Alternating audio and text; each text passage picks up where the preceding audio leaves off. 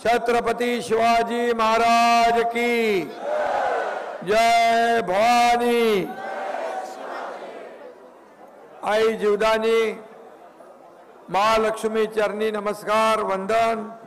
भगवान बिरसा मुंडा यांना वंदन करतो आणि आजच्या पालघर विधानसभेचे उमेदवार राजेंद्र गावित यांच्या जाहीर प्रचार सभेला उपस्थित आपले उमेदवार राजेंद्र गावित, आमदार रवींद्र फाटक, आनंदबाई ठाकूर, आपले भारतीय जनता पक्षाचे जिल्हाध्यक्ष भरत राजपूत, जगदीश दोडी, मनीषाताई निमकर आणि आपले माजी आमदार माझ्यासोबत आताच तुमच्या समोर आले ते श्रीनिवास वनगा, केदार काळे, कुंदन संके, विश्वनाथ पाटील कुणबी सेना प्रमुख, सुरेश जाधव, ज्योति मेहर, वैदे वाडान, वैभव संके, संजय वैदरी, डॉक्टर उज्ज्वला काळे, उत्तम घरत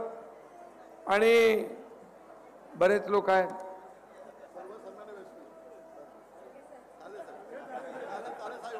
व्यासपीठ मोठा आहे आणि सर्व मान्यवर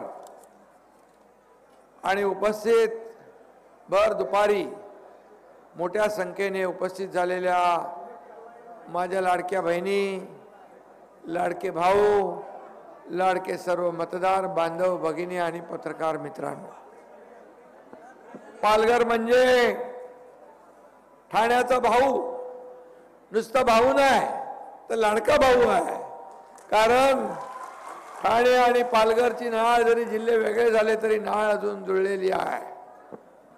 जिल्हा विभाजन झालं असलं तरी सुद्धा पालघर आणि ठाणे आनंद दिघे साहेबांनी या संपूर्ण भागामध्ये पिंजून काढलेला हा परिसर आहे आणि म्हणून दिघे साहेबांचं या जिल्ह्यावर विशेष प्रेम होतं। इथं शिवसेना रुजवण्यासाठी, वाढवण्यासाठी आनंद दिघे साहेबांनी अथक परिश्रम घेतले। बाळासाहेबांचे विचार अगदी गावागावापर्यंत, खेड्यापाड्यापर्यंत, वाड्या वस्त्यांपर्यंत पोहोचवण्याचं काम धर्मवीर आनंद दिघे साहेबांनी केलं आणि म्हणून आज पालघर मध्ये शिवसेना जोमाने वाढती आहे, पुढे जाती आहे आणि म्हणून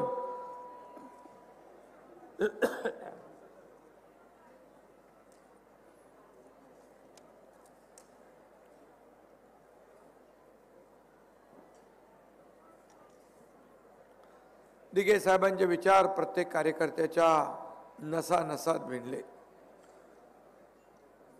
मी देखील दिघे साहेबांचा आदर्श डोळ्यासमोर ठेवून काम करतो।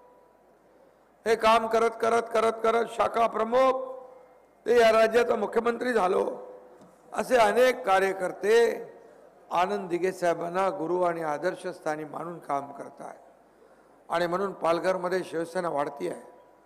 आज आपले उमेदवार महायुतीचे राजेंद्र गावित देखील तसंच काम करतात। कमी बोलायचं, जास्ती काम करायचं। एकदम शांत आणि सज्जन माणूस आहे, जास्ती बोलत नाही, पण सगळीकडे जातो, सगळीकडे पोचतो।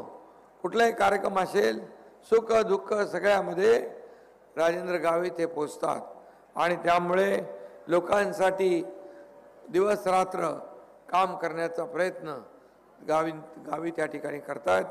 मी श्रीनिवास वनगा याचं मुद्दाम अभिनंदन करतो की त्यांनी थोडंसं एखाद्याची उमेदवारी रद्द झाल्यानंतर साहजिक आहे, माणूस आहे, दुःख वाटणार, थोडं वाईट वाटणार, परंतु मी आपल्याला सांगतो, नंतर माझा संपर्क झाल्यानंतर मी त्याला सांगितलं, श्रीनिवास तू तुला माझ्यावर विश्वास आहे? म्हणाला हो। मी कोणाला वाऱ्यावर सोडलंय? तर नाही। मग मी श्रीनिवास वनगाला वाऱ्यावर सोडणार नाही, हा माझा शब्द आहे। कधी कधी आपल्याला थांबावं लागतं, कधी गणित असतात, परंतु त्याच्यातून काहीतरी चांगलं घडणार असतं आणि म्हणून मी दिलेला शब्द पाळणारा माणूस आहे. मी आपल्याला माहीत आहे लोकसभेमध्ये काही लोकांना उमेदवारी देऊ शकलो नाही, परंतु त्यांना ताबडतोब विधान परिषदेमध्ये मी मेंबर बनवलं, आमदार बनवलं.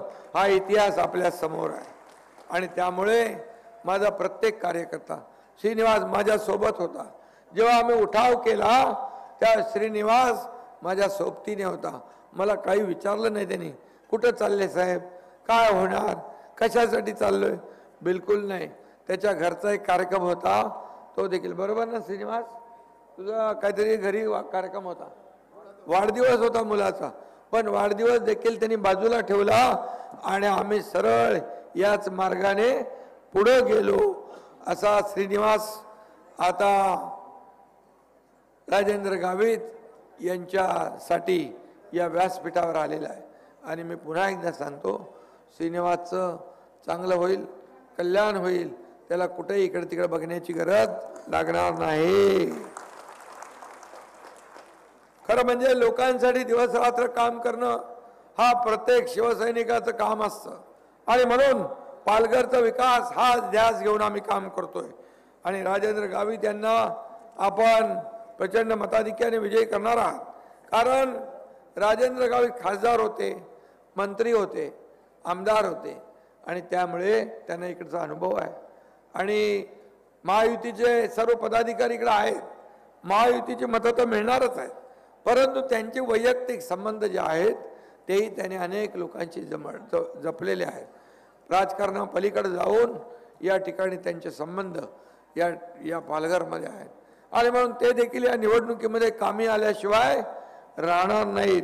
आणि त्यांचा विक्रमी मताने, मोठ्या फरकाने, लीडने विजयी झाल्याशिवाय राहणार नाही असा विश्वास या ठिकाणी व्यक्त करतो. वनगावला मागच्या वेळी किती लीड मिळालेला? 40,000 नाही, मागच्या विधानसभेमध्ये श्रीनिवास वनगा यांना मिळालेल्या मताधिक्यापेक्षा नक्की या वेळेच्या निवडणुकीमध्ये राजेंद्र गावित त्यांना त्यापेक्षा दुप्पट लीड मिळाल्याशिवाय राहणार नाही हा विश्वास मी व्यक्त करतो. कारण तुम्ही एवढ्या मोठ्या संख्येने उपस्थित आहात. माझ्या लाडक्या बहिणी इकडे मोठ्या संख्येने आहेत. लाडक्या बहिणींच्या खात्यात पैसे आले का? किती हातवर करा बरं.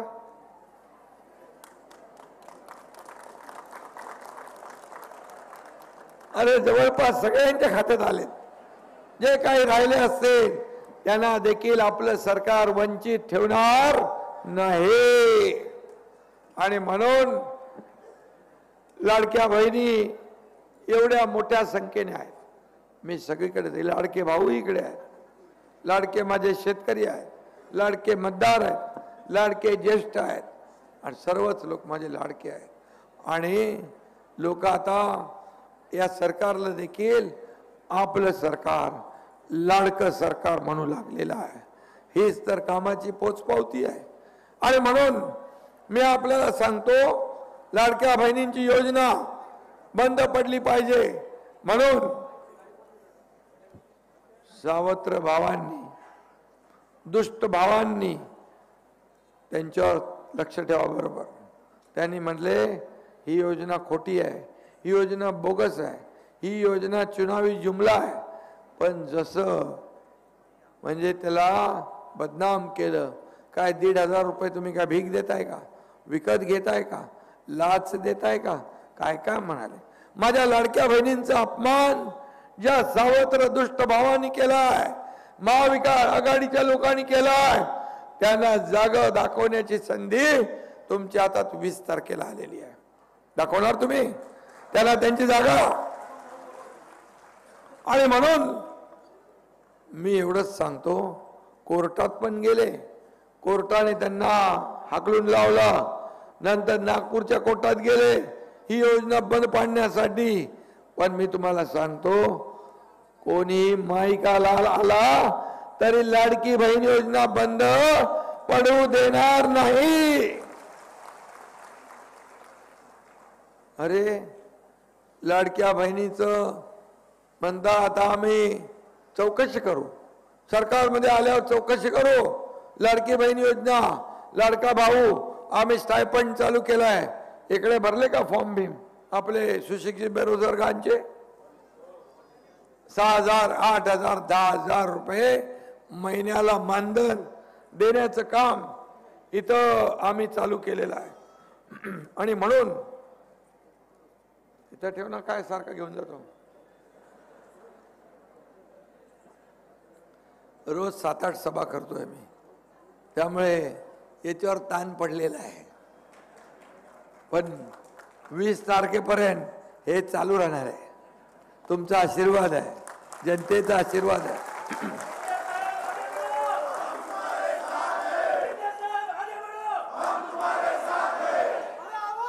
आणि म्हणाले सरकार आल्यावर आम्ही लाडकी बहीण, लाडका भाऊ, लाडका शेतकरी, लाडकी मुलगी या सगळ्यांचं वयोश्री योजना याची चौकशी लावू आणि म्हणाले कारवाई करू, जे दोषी आहे त्यांना जेलमध्ये टाकू. अरे कोणाला धमक्या देत आहे? तुमच्या पोकळ धमक्यांना एकनाथ शिंदे घाबरत नाही. एकनाथ शिंदेला तुम्ही हलक्यामध्ये घेतला म्हणून तुमचा टांगा पलटी केला. टांगा पलटी घोडे फरार. एवढ्या हलक्यात घेऊ नका. हा एकनाथ शिंदे बाळासाहेबांचा, आनंद दिघे साहेबांचा चेला आहे. आणि माझ्या लाडक्या बहिणींसाठी, लाडक्या भावांसाठी, लाडक्या ज्येष्ठांसाठी, लाडक्या शेतकऱ्यांसाठी उद्या मला जेलमध्ये जायची पाळी आली तर एकनाथ शिंदे एकदा नाही 100 वेळा जायला तयार आहे. पण मला विश्वास आहे माझ्या लाडक्या बहिणी आणि भाऊ त्यांचा दरवाजा रोखून धरलाय. त्यांनी सत्तेचा दरवाजा बंद केलेला आहे. आणि महायुतीचं सरकार येणार ना. सरकार कुणाचं येणार तुम्ही ठरवलं ना. मी राज्यात जिकडे जातोय तिकडे माझ्या लाडक्या बहिणी भाऊ उत्साहात येत आहेत, ज्येष्ठ लोक येत आहेत, मतदानाची वाट बघतायत. कधी मतदान आहे आणि कधी एकदा महायुतीला मतदान करतो आणि महायुतीला विजयी करतो असं लोकांना झालेलं आहे. बघा आम्ही 2 हप्ते पहिले दिले, लगेच विरोधक म्हणाले लवकर लवकर काढून घ्या, लवकर लवकर काढून घ्या, नाही तर सरकार काढून घेईल. अरे इकडे तर म्हणतात देणार नाही, दिल्यावर म्हणतात काढून घ्या. ते काय दुटप्पी भूमिका, हे दुतोंडी साप, हे काय तुम्हाला काय आगा ना पिच्या काय चालू आहे? थोडी जनाची नाही मनाची तरी ठेवा. आणि मग म्हणाले आता आम्ही महालक्ष्मी योजना करणार. अरे आमच्या या लाडक्या बहिणींना, या आमच्या घरातल्या लक्ष्मी, गृहलक्ष्मी आहे, यांचा तुम्ही अपमान केलाय. आता अपमान केल्यानंतर या 20 तारखेला कडक लक्ष्मी बनवून तुम्हाला कायमचा घरी बसवल्याशिवाय राहणार नाही. तुमच्यावर विश्वास कोणाचा आहे? अरे काँग्रेसने राजस्थानमध्ये, कर्नाटकमध्ये, हिमाचलमध्ये अशाच घोषणा केल्या आणि सरकार आल्यावर म्हणाले पैसे नाही, इल्ला पैसे नाही. केंद्राकडे पैसे मागायला लागले, मोदी साहेबाकडे बोले पैसे द्या. अरे आयजीच्या जीवावर पायजी उदार घोषणा तुम्ही करायची आणि पैसे तिकडे मागायचे. त्यांचे नेते म्हणतात खट खटाखट, खट खटाखट, खट खटाखट देंगे. अरे कभी देंगे? आदमी जिंदा है तो देंगे, मरने के बाद देंगे.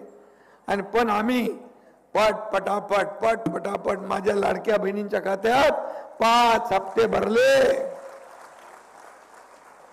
पूर्वीचं सरकार हप्ते घेणार होतं.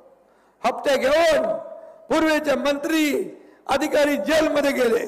पण आमचे सरकार हप्ते घेणार नाही, माझ्या बहिणींच्या खात्यात हप्ता भरणार आहे, भरणार सरकार आहे. हा फरक आहे. आणि म्हणून आम्ही वचननामा प्रसिद्ध केला. महायुतीचा 10 सूत्री कार्यक्रम.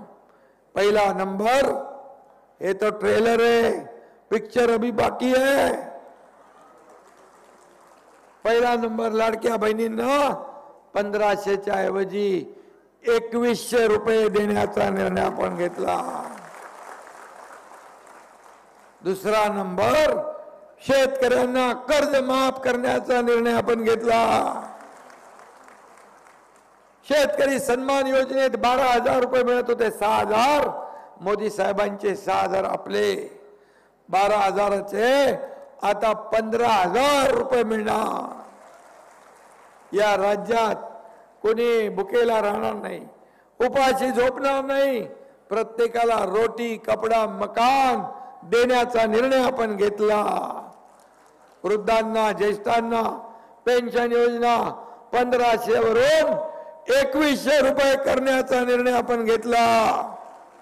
जीवनावश्यक वस्तूंचे भाव जे आपल्याला रोज खायला लागतंय, जसं बाळासाहेबांनी 1995 मध्ये स्थिर ठेवले ते दर, तसेच जीवनावश्यक वस्तूंचे दर स्थिर ठेवण्याचा निर्णय आपल्या सरकारने घेतला. त्याचबरोबर विरोधक बोंबाबोंब करत होते, बेरोजगारांचं काय? अरे तुम्ही एवढे वर्ष काम केलं, सरकार चालवलं, बेरोजगारांसाठी कधी विचार केला? पण आमच्या सरकारने बेरोजगारी भत्ता, प्रशिक्षण भत्ता चालू केला. 10,000 रुपये आता आम्ही 10 लाख युवकांना देणार, हा देखील निर्णय आम्ही घेतला. आणि 25 लाख रोजगार निर्मिती या ठिकाणी करण्याचा निर्णय आम्ही घेतला. त्याचबरोबर शहराच्या बरोबर गावाचा विकास झाला पाहिजे. 45,000 गावात पानंद रस्ते, शेतीकडे जाणारे रस्ते, गावातले रस्ते मजबूत करण्याचा निर्णय आपण घेतला. त्याचबरोबर अंगणवाडी आणि आशा सेविका यांना दर महिन्याला 15,000 रुपये देण्याचा निर्णय आपण घेतला. 15,000 रुपये. आणि सगळ्यात महत्वाचं म्हणजे आपल्या सगळ्यांना, सर्वसामान्य मध्यमवर्गीय कुटुंबांना लाईट आपण रोज वापरतो, त्याचं बिल जास्ती येतं, किती येईल काय माहित, त्याची धास्ती असते. तर त्या बिलामध्ये महिन्याला 30% सवलत देण्याचा निर्णय आपण घेतला. आणि अनेक योजना आहेत. अमित शाह साहेबांनी देखील आपल्या जाहीरनाम्यामध्ये अनेक योजना केल्यात. आणि पूर्णपणे सरकार स्थापन झाल्यानंतर 100 दिवसात विजन महाराष्ट्र 2029 आपण जाहीर करणार. आणि त्यामध्ये या राज्यातल्या प्रकल्पांना चालना देणार, या राज्यामध्ये सर्वांगीण विकास करणार, या राज्यामध्ये विकासाचं विकेंद्रीकरण करणार.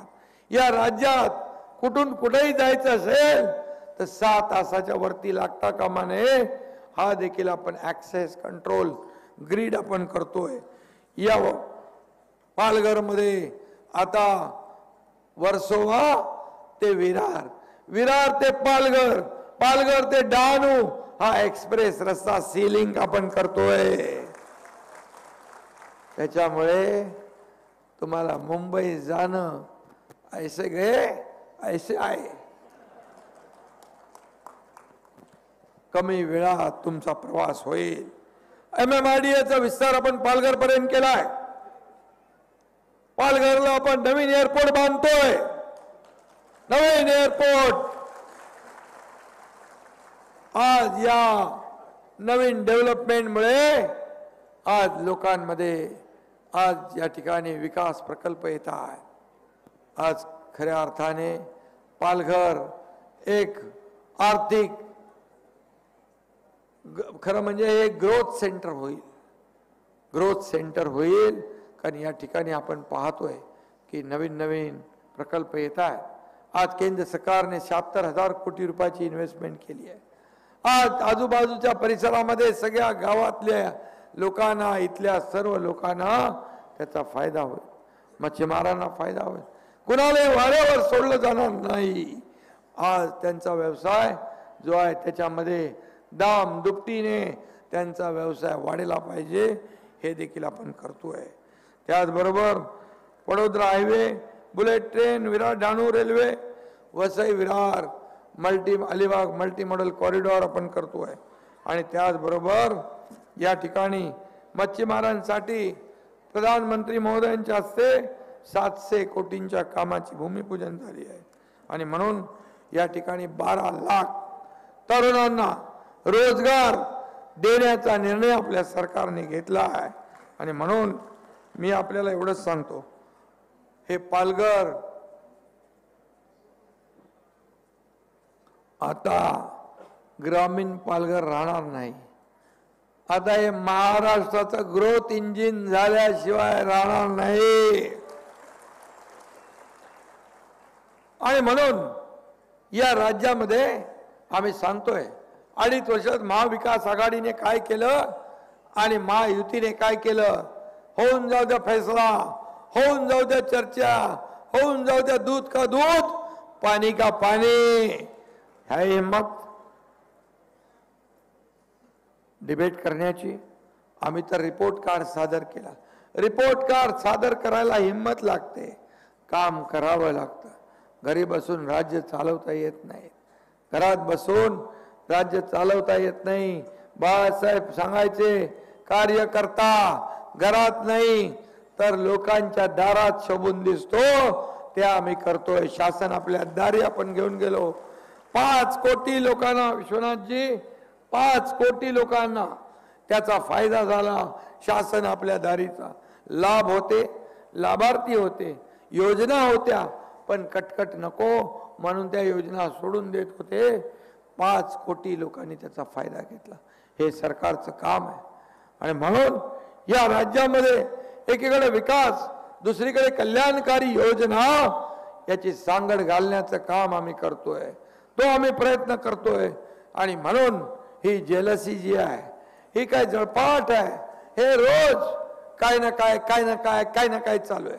अरे तुमची बॅग चेक केली, अरे तुमचीच केली का? हे निवडणूक आयोगाने सांगितले तुमच्यात पैसे नाही तर कशाला तिकडे काय कर नाही, त्याला डर कशाला?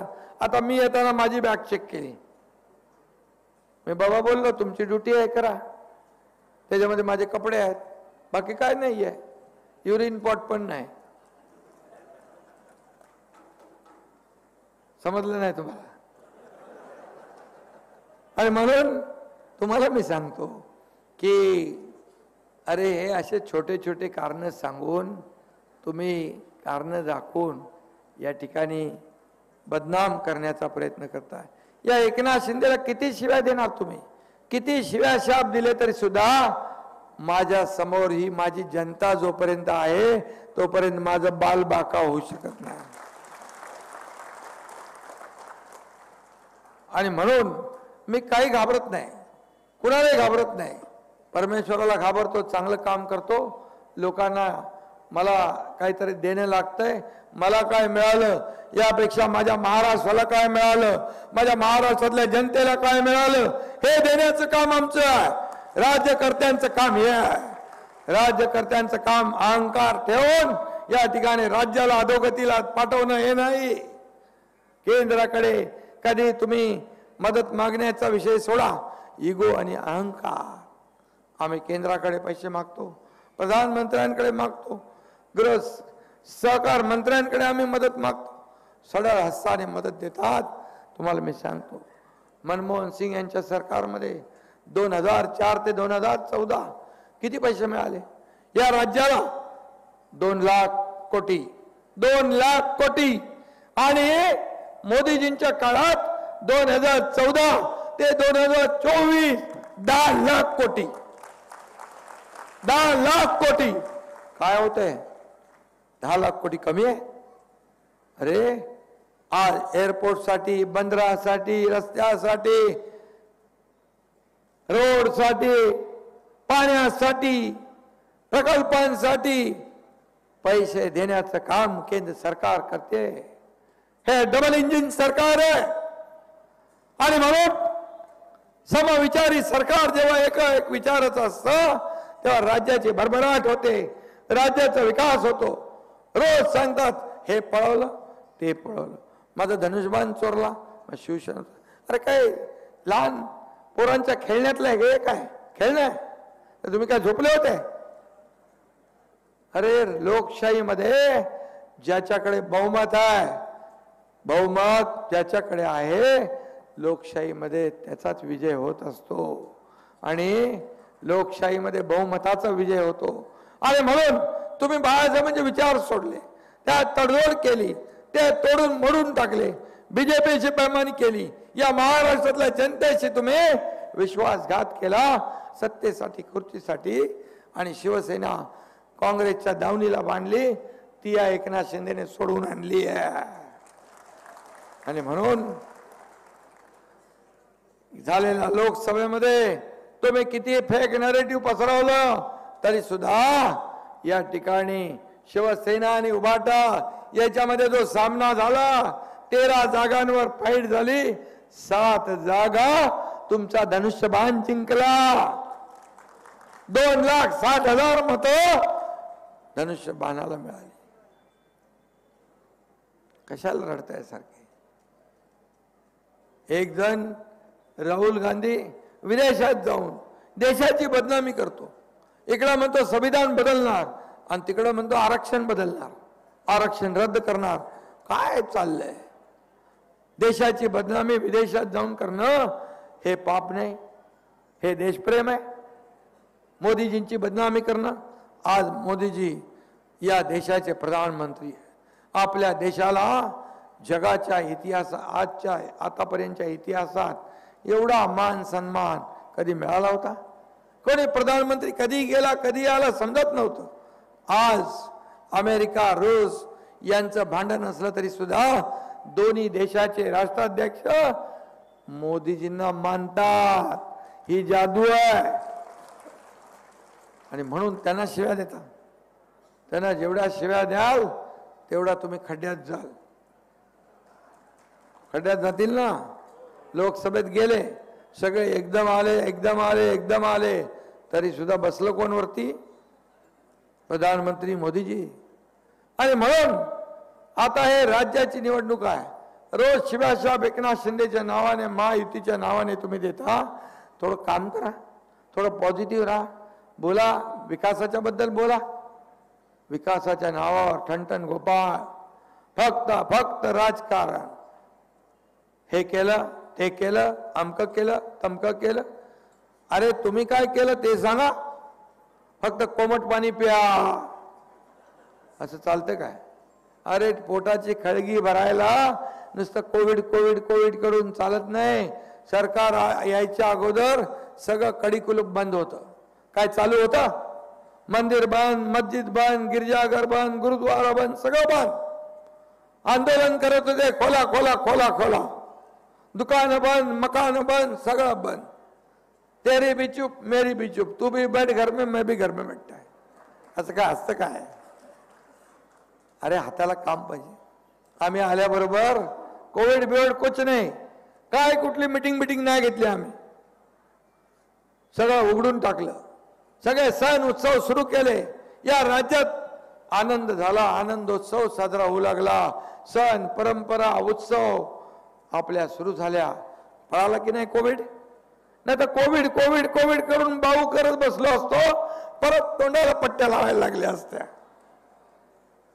जपानमध्ये कोविड वाढला, चायनामध्ये कोविड वाढला की झाला इकडे असर, लगेच लॉकडाऊन. अरे लॉकडाऊनच्या आड काय बसणार?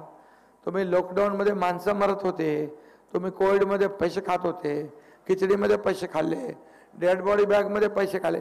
अरे म्हणून डेड बॉडी बॅगमध्ये पैसे खाल्ले म्हणून तुमच्या बॅगा चेक करतायत वाटतं. कशाला काय सगळ्यांचे चेक करतायत? ते तेवढं काय मोठं? ते व्हिडिओ आमच्या बागा, मी आता रोज 7-8 सभा करतो. माझा हेलिकॉप्टरचा फॅन चालू असतो, मी उतरतो आणि सरळ गाडीमध्ये जाऊन बसतो. निवडणूक आयोगाचे कोणी येतात, बॅगा चेक करतात, रोज चेक करतात. पण आम्ही व्हिडिओ काढून तो व्हायरल नाही करत. काय बोलायचं? आणि म्हणून मी आपल्याला एवढंच सांगतो की या निवडणुकीमध्ये, ही निवडणूक अतिशय महत्त्वाची आहे. एक एक आमदार महत्त्वाचा आहे. महायुती सक्षमपणे एकजुटीने या ठिकाणी राजेंद्र गावित यांच्या पाठीशी उभी राहिली पाहिजे. राजेंद्र गावितला मानला पाहिजे. राजेंद्र गावित कुठेही असू दे, कुठल्याही पक्षात असू दे, आमदार खासदार होतोच. ही खासियत आहे, बरोबर ना. आलबेल है आलबेल, कहीं पर भी जाओ लोकांचं प्रेम आहे. आणि या निवडणुकीत देखील प्रचंड मताधिक्याने तुम्ही त्यांना विजयी करा, ही विनंती मी तुम्हाला करायला आलोय. 20 तारखेला मतदान आहे. माझ्या लाडक्या बहिणींना विनंती आहे, बघा हे सावत्र दुष्ट भाऊ तुमच्याकडे आले की त्यांना फक्त विचारा, तुम्ही आमच्या योजनेमध्ये खोडा का घातला, तुम्ही आमची योजना बदनाम का केली, तुम्ही आमच्या योजनेच्या विरोधात कोर्टात का गेला, एवढं विचारणार, एवढं विचारणार, एवढं विचारा. आणि फटाके तर मला एक हात वरून करून सांगा, या ठिकाणी तुम्हाला पुन्हा महायुती सरकार पाहिजे, योजना पाहिजे, लाडकी बहीण योजना पाहिजे, लाडक्या भावांची योजना पाहिजे, मुलींचं शिक्षण पाहिजे. मुलींचं सांगतो तुम्हाला, एक मुलीने आत्महत्या केली, ती इंजिनिअरिंग मध्ये शिकत होती. रात्री 1 वाजता एक टीव्हीवर बातमी मी बघितली. मी म्हणालो, अरे आपल्या राज्यात एक मुलगी शिक्षणासाठी आत्महत्या करते, तर राज्यकर्त्यांचा उपयोग काय, या सत्तेचा उपयोग काय. मी उच्च शिक्षण मंत्री चंद्रकांत पाटील यांना फोन केला. मी म्हणालो, तात्काळ आपल्याला निर्णय घ्यायचा आहे की मुलींना डॉक्टर, इंजिनियर, वकील जे काय उच्च शिक्षण घ्यायचं आहे त्याचा सगळा खर्च सरकार उचलणार. हे सरकारचं काम आहे. सरकारचं काम फक्त टीका करायला नाही, स्वतःची घरं भरायला नाही, दुसऱ्याच्या घरात आनंद आणण्यासाठी सरकारचं काम असतं. दुसऱ्याचा मी म्हणतो, सीएम म्हणजे चीफ मिनिस्टर नाही, सीएम म्हणजे कॉमन मॅन. आणि म्हणून मला या कॉमन मॅनला सुपरमॅन झालेला बघायचं आहे, माझ्या लाडक्या बहिणींना लखपती झालेलं बघायचं आहे. आणि मला सांगा, राजेंद्र गावित विजयी झाले म्हणजे तुमचा हा लाडका भाऊ विजयी झाला, महायुती विजयी झाली, लाडकी बहीण विजयी झाली, लाडका भाऊ विजयी झाला, लाडका ज्येष्ठ विजयी झाला, लाडका शेतकरी विजयी झाला. मग तुम्हाला हे विजयी करायचं आहे ना. मग 20 तारखेला तुम्ही सगळ्यांनी मिळून, एवढ्या लोकांनी जर 2-2, 4-4 मतं गोळा केली तर समोरच्याचं डिपॉझिट गुल झाल्याशिवाय राहणार नाही.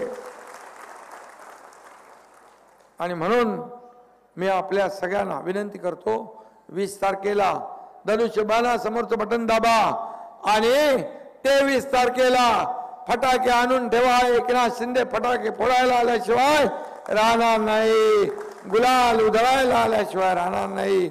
धन्यवाद. जय हिंद, जय महाराष्ट्र.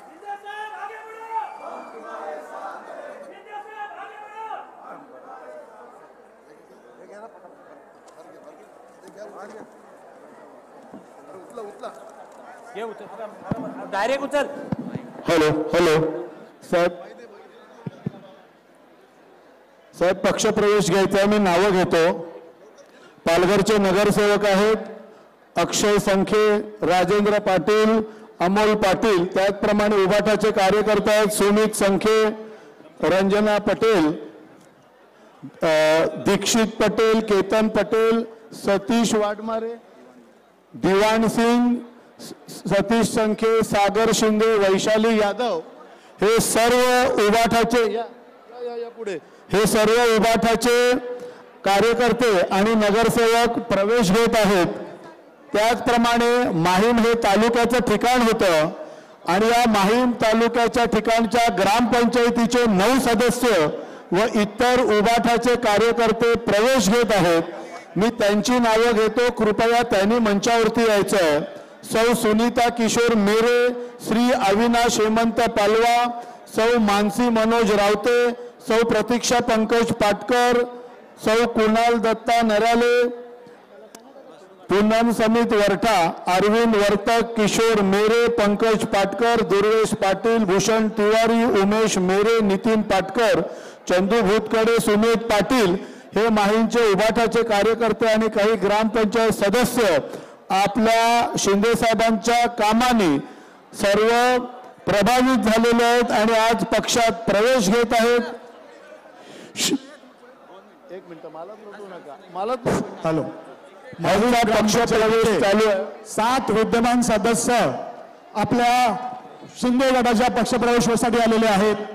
माहीमच्या बाबतीत सांगायचं तर माहीम पूर्वीचा तालुक्याचं ठिकाण आणि आज त्या तालुक्याच्या ठिकाणी शिवसेनेचा बालेकिल्ला असणाऱ्यामध्ये आपल्याकडे माहीम ग्रामपंचायतीचे विद्यमान 7 सदस्य प्रवेश घेतात. एकनाथ शिंदे आगे बढ़ो, हम तुम्हारे साथ हैं. एकनाथ शिंदे आगे बढ़ो, हम तुम्हारे साथ हैं.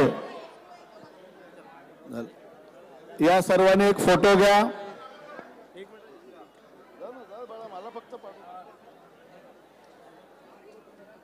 सर्वांचे शिवसेनेत स्वागत आणि धन्यवाद. आदरणीय शिवसेनेचे मुख्य नेते आणि महाराष्ट्राचे कार्यसम्राट मुख्यमंत्री आदरणीय गावित साहेब यांच्या प्रचारार्थ महायुतीच्या प्रचारार्थ पालघरला आले आणि आपण 3 तास त्यांच्यासाठी आपण थांबलात आणि आपण त्यांचे विचार ऐकून घेतलेत. सागर मौर्य पण प्रवेश घेत आहेत, सुभाष राठोड पण प्रवेश घेत आहेत. या सर्वांचं मी स्वागत करत आहे आणि विशेषतः माझ्या लाडक्या बहिणी 3 तास आपण शिंदे साहेबांचे विचार ऐकायला थांबलात. धन्यवाद साहेब, आज आपण आपला अमूल्य वेळ दिला त्याबद्दल आम्ही आपल्याला आभार मानतो आणि आपल्याला आश्वासित करतो की प्रचंड मताने महायुतीचे उमेदवार शिवसेनेचे उमेदवार श्री गावित साहेब प्रचंड मताने निवडून येतील असं मी आपल्याला आश्वासन देतोय.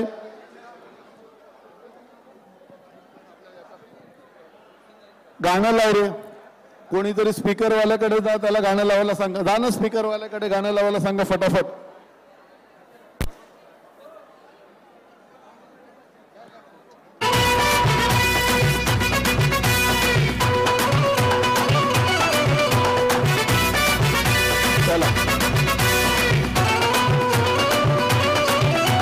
सणांसाठी राब राबतो, सागल्या बनवून जागतो, साय रोवुनी साठी राब राबतो, सागल्या बनवून जागतो, संकटात पाय रोवुनी एकटा उभा ठाकतो. हार अशी की साथ भगविला, अनंतांचा नाथ, श्रीकांतची साथ, फुलतीचा हात एकनाथ, शत्रूंना मार, बिनधास्त, साऱ्या मुखात एकनाथ. अनंतांचा नाथ, श्रीकांतची साथ, फुलतीचा हात एकनाथ, शत्रूंना मार, बिनधास्त, साऱ्या मुखात एकनाथ. काय अशी प्रगती केली होय आमच्या ठाण्याने.